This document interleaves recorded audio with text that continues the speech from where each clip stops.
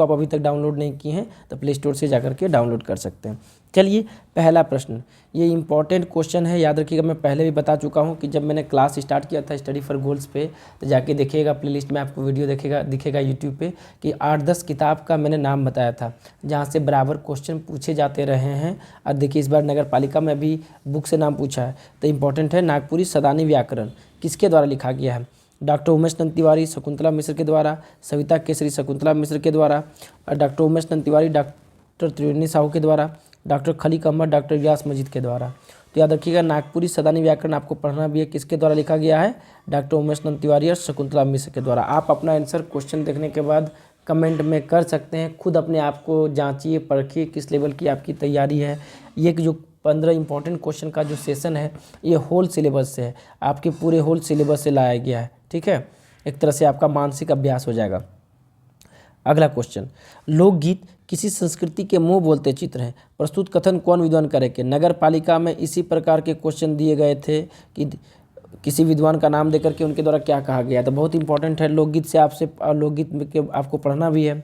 तो लोकगीत किसी संस्कृति के मुंह बोलते चित्र हैं, प्रस्तुत कथन किस विद्वान का है? डॉक्टर स्वर्ण Kumar Goswami, doctor Bhuvneshwar Anuj, doctor Hazari Prasad Dwivedi, doctor Vasudev शरण अग्रवाल। तो इस प्रकार के प्रश्न हम आपको कराए हुए हैं, 8-10 स्टेटमेंट एकदम रट्टा मार लेना है, किसी भी कीमत पर दिमाग से नहीं उतरना चाहिए। तो याद रखिएगा लोकगीत किसी संस्कृति के मुंह बोलते चित्र हैं, डॉक्टर वासुदेव शरण अग्रवाल द्वारा कहा गया है।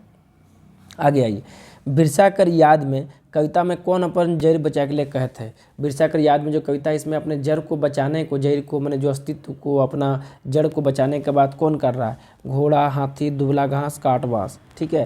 तो इसका तो आसान है, आप लोग बना देंगे कविता के आधार पर। मतलब मैं तो है कौन? दुबला घास है ना, तो वही है दुबला घास आपका आंसर है। मैं तो है को दुबला घास पोषक मोर काम। नागपुरी लोककथा साहित्य का लेखक एक है, नागपुरी लोककथा साहित्य का, याद रखिए नागपुरी लोककथा साहित्य का लेखक पूछा है, डॉक्टर बीपी केसरी, doctor Bhuvneshwar Anuj, doctor Prafulla Kumar Rai, doctor Khaleeq Ahmad. चलिए ये भी आसान क्वेश्चन है, ऑप्शन से एलिमिनेट कर सकते हैं आप, ठीक है। नागपुरी लोककथा साहित्य नहीं प्रफुल्ल कुमार राय है, नहीं खलीक अहमद का है, ये दोनों में थोड़ा बहुत कन्फ्यूज हो सकते हैं। तो इसका बेस्ट आंसर क्या हो गया?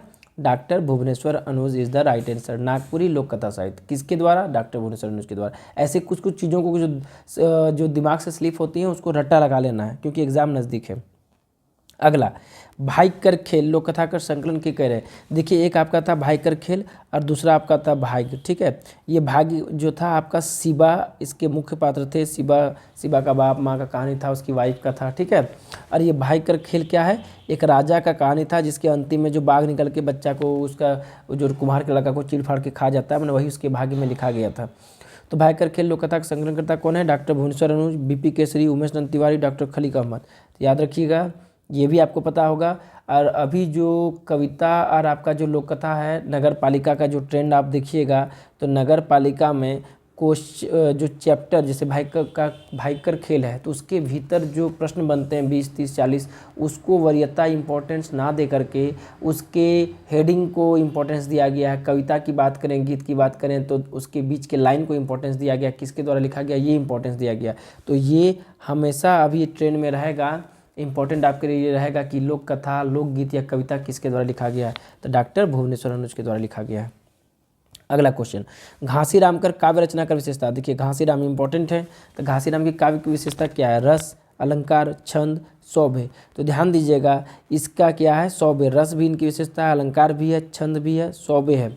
और वैसे भी आपको बता दें, अगर आपको आंसर आती है तो अच्छी बात, नहीं आता है तो 90% चांस है कि सौभे आंसर क्या है? सही होता है मोस्ट ऑफ द केसेस में। तो आपको क्या है? हाई स्कोर करना है। तो ऐसे में अगर नहीं आता तो क्वेश्चन आप छोड़ नहीं सकते हैं, आपको क्या 100% अटेम्प्ट आपको लेना ही है, 98 to 100% अटेम्प्ट आपको करना है।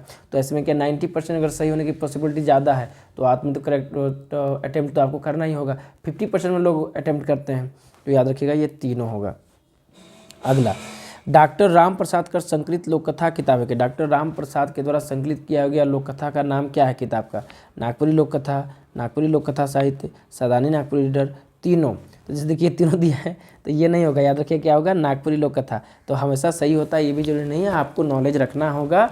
नहीं पता है तो मार के निकलिए। 90% को हम क्यों 10% के फिर में नहीं पढ़ना है, 90% के फिर में पढ़ना है, तभी तो आपका 90+ स्कोर जाएगा ना।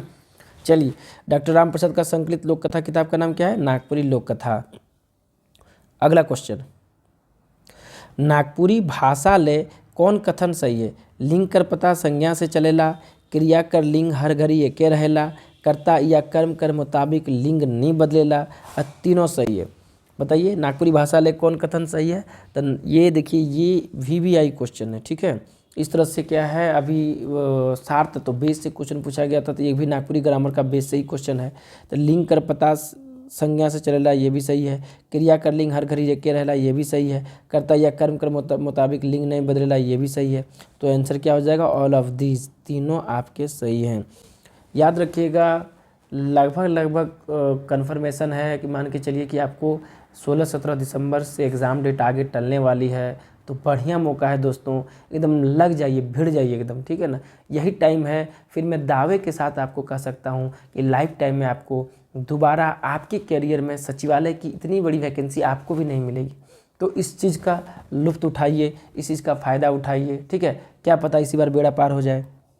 अगला क्वेश्चन, भूखक मारे नींदो नखे पड़त, कैसन वाच्य के? भाववाच्य, कर्तृवाच्य, कर्मवाच्य। देखिए, हम ज़्यादा आपका टाइम भी इसलिए किल नहीं कर रहे हैं क्योंकि आपके टाइम का बहुत वैल्यू है। आप एक बार क्विक रिवीजन करके, एक मानसिक अभ्यास करके, मानसिक कसरत करके नागपुरी में आगे बढ़िए, ठीक है। इसलिए मेरा मोटो ये नहीं है कि क्लास को लेंदी करना, मेरा मोटो ये है कि आपका एक बार रिवीजन कराते रहना। तो इस प्रकार क्या है मिक्सअप क्वेश्चन आपके समक्ष हम लेकर के आते रहेंगे। भूखक मारे नींदो नखे पड़े, तो क्या है? तो याद रखिएगा, भूख क्या है? भूख के मारे नींद नहीं पड़ रहा था, ये भाववाच्य है, भाव है ना एक तरह से भूख।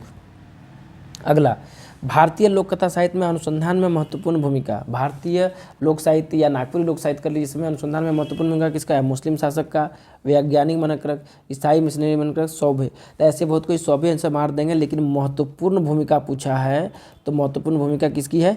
ईसाई मिशनरी मनक का है, ठीक है। नागपुरी के अगर स्पेशली आप इस सराउंडिंग में बात करते हैं तो यहाँ पे जो पहले नागपुरी ये जो ईसाई लोग आए, उनके द्वारा ही नागपुरी का अध्ययन किया गया, उनके द्वारा ही रोमन लिपि में नागपुरी का व्याकरण को लिखा गया। पहला व्याकरण भी नागपुरी में आपका क्या है? ईसाई पादरी लोग ने ही लिखे हैं। तो सबसे अधिक महत्वपूर्ण भूमिका किनकी है? ईसाई पादरी मनकर, ठीक है, मिशनरी मनकर। अगला क्वेश्चन, ध्वनि चिन्ह और उच्चारण के मुताबिक नागपुरी सबसे सटीक लिपि कौन है? ठीक है, ध्वनि चिन्ह के हिसाब से देखिए, ऐसे आप देखिएगा पहला किताब सबसे पहले प्रयोग वैसे तो रोमन, लेकिन ध्वनि चिन्ह के हिसाब से और उच्चारण के मुताबिक नागपुरी का सबसे सटीक लिपि क्या है? तो देवनागरी लिपि। याद रखिएगा, भले रोमन में आपको कन्वर्ट किया गया, लिखा गया, ईसाई पादरी मन का, विदेशी मन का बहुत बड़ा योगदान है चीज़ों को लेकर के आगे बढ़ाने में, ठीक है। लेकिन अगर बात कीजिएगा सहूलियत की चिन्ह और उच्चारण के माध्यम से, तो वो नागपुरी देवनागरी होगा आपका, ठीक है।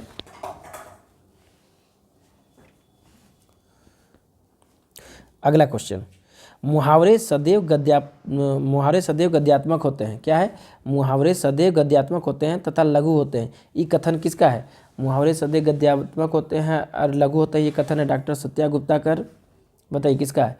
डॉक्टर सत्या गुप्ता कर, डॉक्टर कृष्णदेव उपाध्याय कर, डॉक्टर सत्येंद्र कर, अब मैथिली शरण गुप्त कर।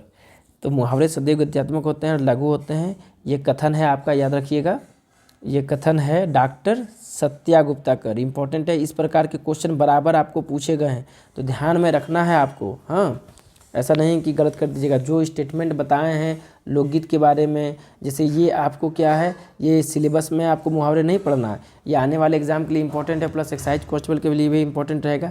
लेकिन देखिए क्या है, अगर एक आध क्वेश्चन दे देता है तो आप उसके लिए बहुत ज़्यादा फाइट नहीं कर सकते हैं। तो आप क्या है, तो मुहावरे तो बना ही लीजिएगा, पकड़ लीजिएगा। थोड़ा सेंटेंस में प्रॉब्लम हो जाता है, इसलिए भी हम डाले हैं। एक प्रीवियस ईयर भी डालते हैं, एक आउट ऑफ सिलेबस भी क्वेश्चन हम डालते हैं 15 में। स्वतंत्रोत्तर नागपुरी साहित्य कौन किस्म का किताब है? स्वतंत्रोत्तर नागपुरी साहित्य जो कैसा किताब है? शोधात्मक, नाटक संग्रह, निबंध संग्रह, संस्मरण, ठीक है। कैसा किताब है ये आपको बताना है। चलिए, इसका आंसर आप लोग कमेंट में कीजिए। तो याद रखिएगा, स्वतंत्र नागपुरी साहित्य जो है शोधात्मक किताब है। कैसा किताब है? शोधात्मक किताब है। कुछ क्वेश्चन को क्या है, जहन में उतार लेना है। अगला क्वेश्चन, नागपुरी कवि और उनका काव्य किताब तैयार करे में लिखे में कितना वर्ष लागलक? नागपुरी कवि और उनका काव्य का जो किताब तैयार करने में लिखने में कितना वर्ष लगा? 60 बरिस, 71 बरिस, 62 बरिस, 63 बरिस। देखिए ये यहाँ बी आप है, यहाँ आपका सी है, ठीक है। तो नागपुरी कवि और ये क्या है, देखिए आपका प्रीवियस ईयर का क्वेश्चन है। हाँ, नागपुरी कवि और उनका काव्य जो किताब है उसको तैयार करने में 61 बरस का समय आपको लगा था। देखिए सब कुछ ना, कोई माँ बाप नहीं, सब क्या है आपको रट्टा मार के जाना होगा। अगला बिदिड़ भांग, बिदिड़ भांग होकर काम आने वाला, इस प्रकार का वर्ड दे करके नागपुरी भाषी क्या है, खाटी नागपुरी, नागपुरी कहिए खाटी नागपुरी शब्द दे करके क्या पूछता है कि इसका क्या अर्थ है, एक क्वेश्चन पूछता ही पूछता है। तो बिदिड़ भांग होकर काम आने वाला, सब जमा होए, सब तितिर बितिर होए, ठीक है, सब सैर जाए, सब बर्बाद हो जाए। तो याद रखिएगा क्या होता है, सब तितिर बितिर, बिदिड़ भांग होए मैंने सब तितिर बितिर हो जाना, ठीक है। तो यहाँ पे आपका क्लास समाप्त होता है 15 इंपॉर्टेंट क्वेश्चन का। फिर इसी तरह से आपके पास सेशन लेकर के आएंगे। साथ ही दोस्तों याद रखिएगा फुल लेंथ नागपुरी टेस्ट से जुड़ना बहुत जरूरी है। जो नहीं जुड़े हैं जुड़िए, रगड़ रखिए, ख़त्म कर दीजिए, ठीक है ना। 25 सेट आपको मिल रहा है, इसको ख़त्म करने के बाद मार्केट में जो भी अल्टरनेट सोर्स हैं, जो भी बुक अवेलेबल है, आप उसके लिए भी जाइए, हर एक चीज़ खत्म कर लीजिए। जब आपको एक्सटेंशन मिल रहा है तो ये मत समझिए कि ठीक है हम नागपुरी एक बुक ले लिए, नहीं, 100-200 रुपये लग रहा है, लगाइए बुक, रगड़िए, मेहनत कीजिए, क्योंकि क्या है सचिवालय निकालनी है, ठीक है ना भैया। बहुत लोगों का ड्रीम जॉब होता है। कंप्लीट नागपुरी कोर्स से भी जुड़ सकते हैं, complete video lecture, handy notes, everything आपको यहाँ पे दिया जाएगा।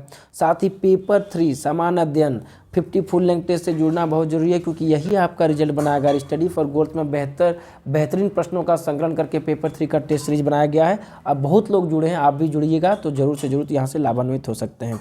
साथ ही स्पेशली झारखंड पे फोकस करना है, झारखंड का एग्जाम निकालना है, तो झारखंड के बिना आप कल्पना नहीं कर सकते हैं। तो 7500 प्रश्नों का संग्रह, महाअभ्यास जिसको बोलते हैं, 40 क्वेश्चन रहता है झारखंड का, 100+ सेट्स से जुड़िए और झारखंड की क्या है एक गहन अध्ययन कीजिए, एक अच्छी सी कमांड बनाइए झारखंड का। याद रखिएगा क्या, स्टडी पे फोकस्ड रहिए, ठीक है। ध्यान रखिएगा, जब आँखों में अरमान लिया, मंजिल को अपना मान लिया, ठीक है, फिर मुश्किल क्या और आसान क्या, बस ठान लिया तो ठान लिया, सचिवालय चाहिए तो चाहिए, ठीक है। चलिए मिलते हैं अगले क्लास में।